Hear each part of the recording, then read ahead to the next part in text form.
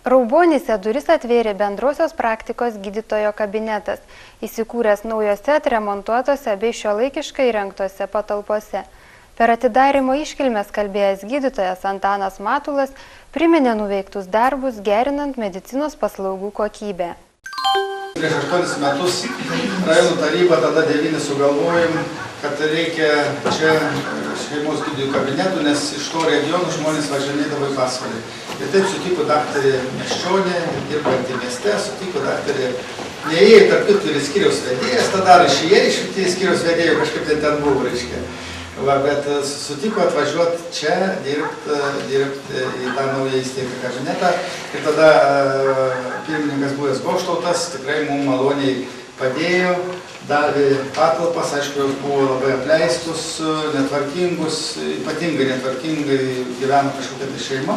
Sutvarkėm ir sėkmingai dirbo, bet kadangi tos patalpos nori atsiimti bendrovė, kuri dabar yra kiti vadai, irgi maloniai mums sutiko reiškia, neįmė nuomos mokesčio.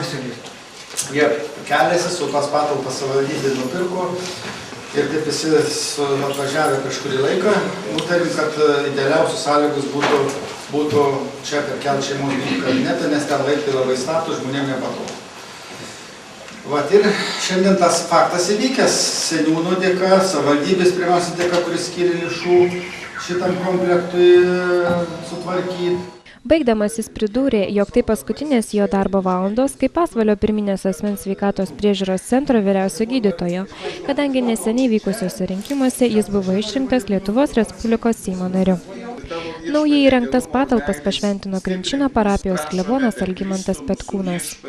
Visiems sugužėjus apžiūrėti kabinetų, sveikinimo žodį tarė savivaldybės administracijos direktoriaus pavaduotojas Paulius Petkevičius. Per metus, man atrodo, ką mes vakar girdėjom, reikėtų neimti galvą ir nekreipti dėmesį. Čia dar kokiu vyriausiam gydytojam norėčiau pasakyti ir labai džiaugiuosi. Vis tiek per tos metus tiek daug darbų nuveikta ir tokių gražių darbų. Ir norėčiau pasidžiaugti šitom gražiom patalpom ir kaip čia buvo kultūros namai.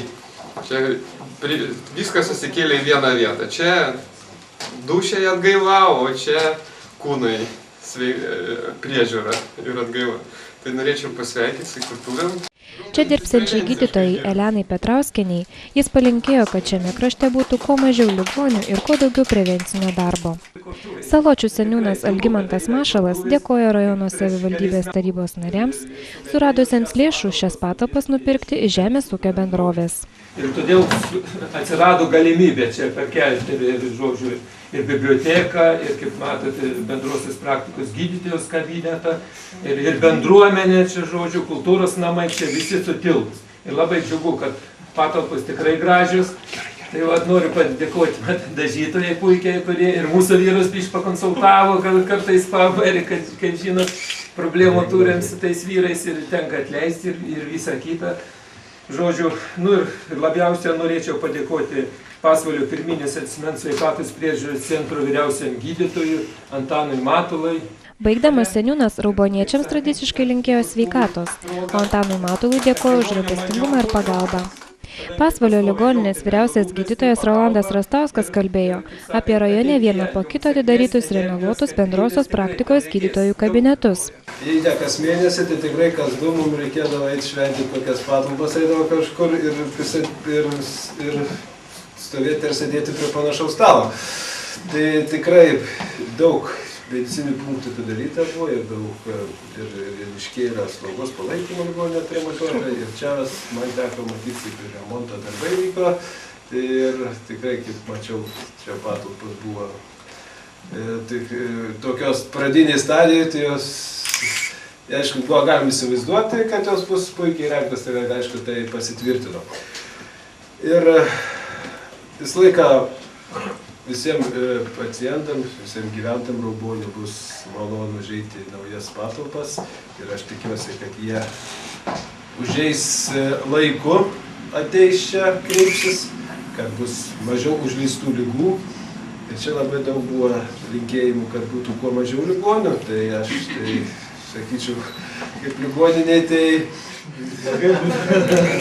būtų blogai, jeigu nebūtų ligonių, bet aš aišku.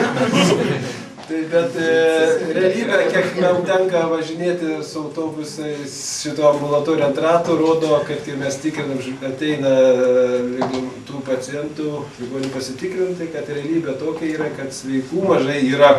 Tai va, tai, o jeigu jie laiku ateis, tai jie tikrai bus sveikesni ir tikrai bus tada ir tų mažiau ligonių. Tai aš tai, kad jie ateitų laiku. Kitokią nuomonę išsiskyrusią iš visų kalbėjusių išreiškė Panevėžio visuomenės sveikatos centro Pasvalio filialo vyriausias gydytojas Gintautas Geniušas. Nenorėčiau sutikti, kad čia savivaldybės vien savivaldybės nuopelnai, kad tai seniūnų nuopelnai. Iš jų paneigti nenoriu, ginkdėvis, ko jei papyksit, pykit, ką darysit. Sakydavo vienas docentas institute, kuo platesnį ūkį, tuo smagiau matytis, kuo daugiau priešų, tuo įdomiau gyventi. Tai aš to principo neatsisakau. Tai ta prasme, man teko irgi daug metų ir įvairiam laikmetį ir vadovauti. Ir aš žinau, kad ne viena, nei rajono valdžia, nei seniūnijos valdžia tikrai neminės lenkščių pas Antaną Matulą, gal tau reikia raubonio pinigų, gal tau reikia pagalbos kokios, gal reikia nupirkti. Aš tai šitą visą akciją interpretuoju taip, kad tai yra žmogaus geranoriškumas, kad tai yra jo iniciatyva ir nenumaldomas noras ir velniška kantrybė, atsiprašau, velniška kantrybė, kad pramušt, vis tik tai nepaneikim, kad dar biurokratinis aparatas pas mus didelis.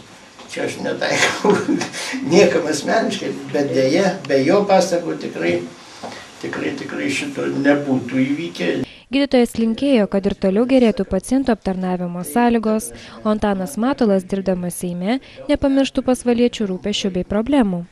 Įkurtuvių proga gydytoja Elena Petrauskinė sveikino Raubonių kaimo bendruomenės atstovai. Kvietė susitikti įvairiose vakaronėse, o ne vien tik šiame kabinete. Po šiltų sveikinimų, linkėjimų kalbėjusi gydytoja Elena Petrauskinė dėkojo visiems padėjusiems atnaujinti senas, apleistas patalpas. Kuo geriausios sėkmės visai moteriškai draugijai linkėjo gydytojas Antanas Sudavičius. Apžiūrinėjant jaukius kabinetus, sunku buvo įsivaizduoti, jog anksčiau buvo dirbama visai kitokiamis sąlygomis, tai paliudijo buvusios medicinos felčerės Danutės Kauneckienės žodžiai. Paskui, kada atvažiavau dirbti Raubonius, irgi sąlygos buvo nepavydėtinos, turėjau mažą kampą, tai buvo 62 metais, gruodžio 4. Sąlygos buvo blogos, vienas kambariukas, šaltas, pečiaus nėra, tai pastatė man tokį, nežinau kaip pavadinti, tokį metalo krūvą. Reikėdavo kūrenti ją, bet ji nieko neapšildydavo. Ir man tokia laimė buvo, kad visą laiką šalta. 69 metais perkelė į kitas patalpas, va čia skersai kelio beveik. Ir čia aš pradirbau iki 73 metų. Irgi buvo šalta, šilumos neradau niekur. 73 perkelė į buvusį bendrabutį va čia. Ir ten buvo irgi šalta, kol paskui pastatė čia, kolūkis buvęs, dar tada pastatė šitą katilinę. Tai tada jau apšildė biškį ir mum, bet iškelia į darželį vėl. Ir aš taip kilnojaus, kol 95 metais atvažiavo sanepideminė ir uždarė mano punktą. Tada ačiū daktarai Matulai, kad jisai ėmėsi kaip tik tai tos iniciatyvos, kad reiškia punktas negali dirbti, o man buvo taip, kad susprogo radiatoriai ten. Ir 95 gruodžio 29 mes persikėlėm į buvusias dabar patalpas. Ir ten dirbau, kiek man teko, iki 2002 sausio 15. Atnaujintose patalpose veiks bendrosios praktikos gydytojo, slaugytojos bei procedūrų kabinetas. Bendrosios praktikos gydytoja Elena Petrauskinė aptarnaus Kraštų, Žilpamušio bei Raubonių gyventojus. Jai talkins bendruomenės slaugytoja Audronė Rutkevielienė.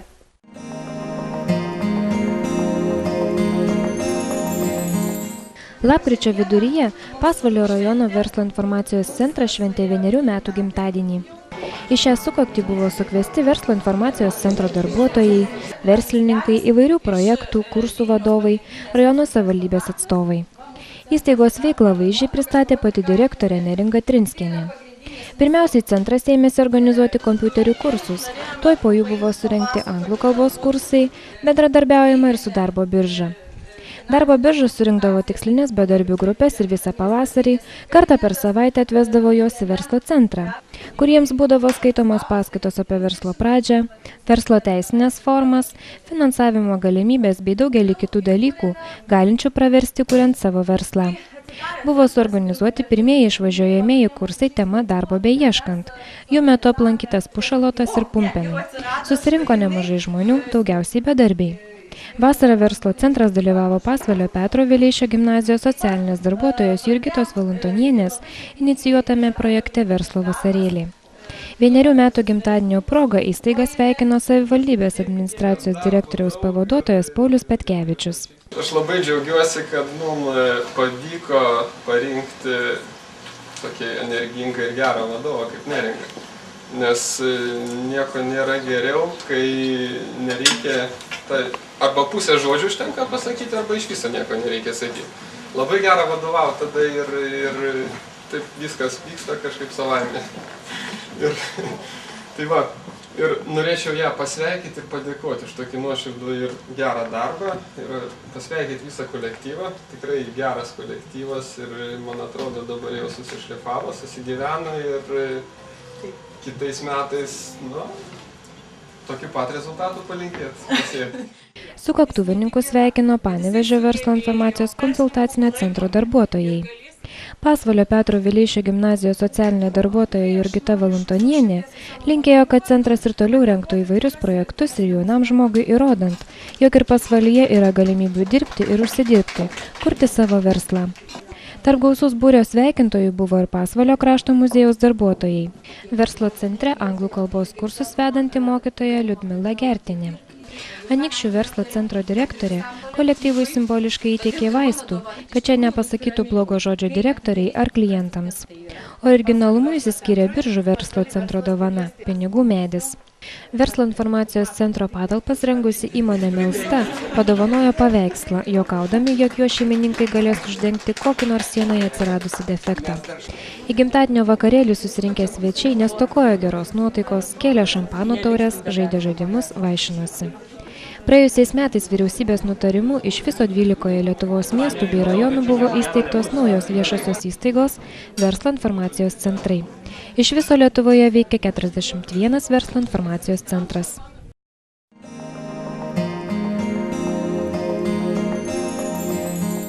Savo naują bardų muzikos sezoną Pasvalio krašto muziejus pradėjo žiūrovus pakviesdamas į aktoriaus, režisieriaus ir muzikos autoriaus bei atlikėjo Sauliaus Mykolaičio koncertą.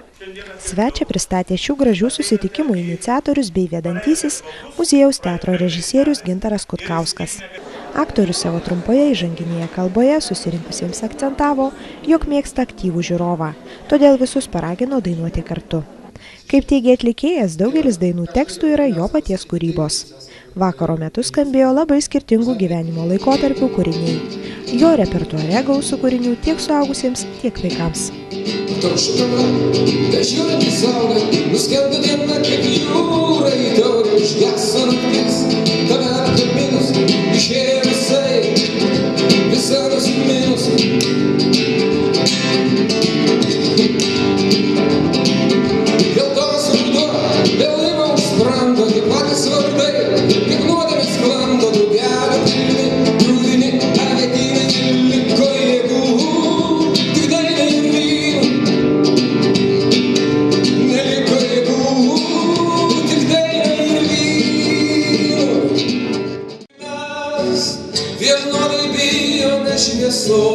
Dabar tiek daug ir tiek mažai mums atrodo atėmė laikas. Tiek jūs, tiek ir mes vienodai bijome šviesos. Dabar tiek daug ir tiek mažai mums atrodo atėmė laikas.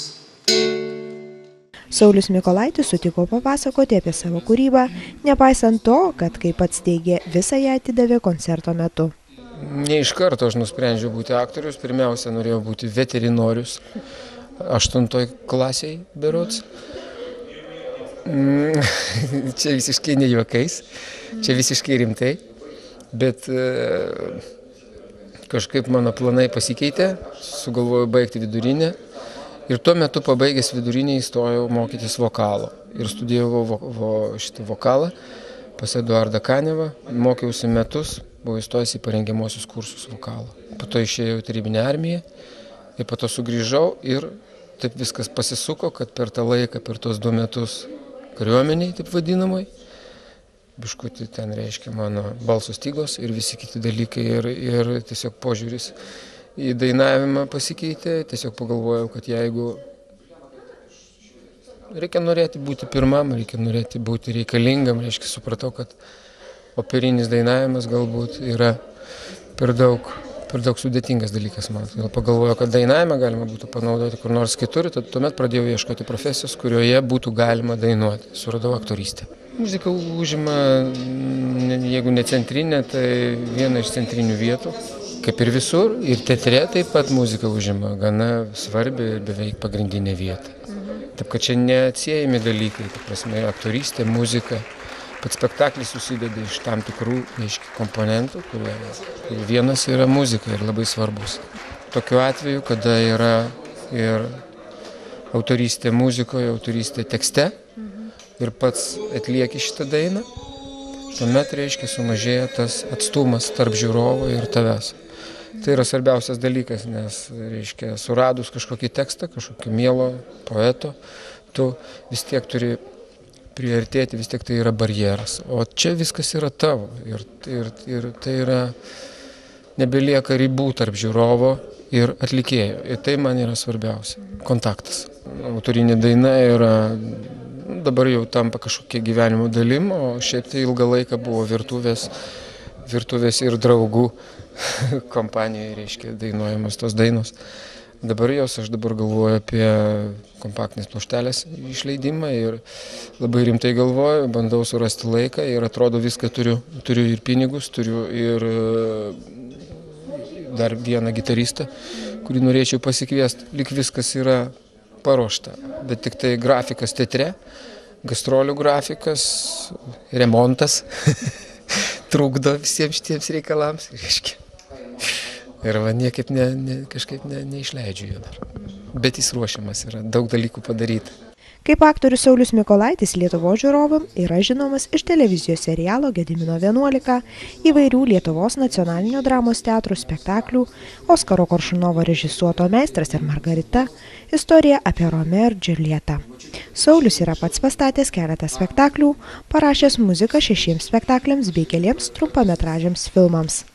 Kelios jo dainos yra išleistus rinktinėme albume Bardų vakaras. Jis yra nuolatinis Vilniaus mokytojų namų dainuojamosios poezijos svetainės svečias, surenkantis pilnas sales, mylimas ir visada laukiamas.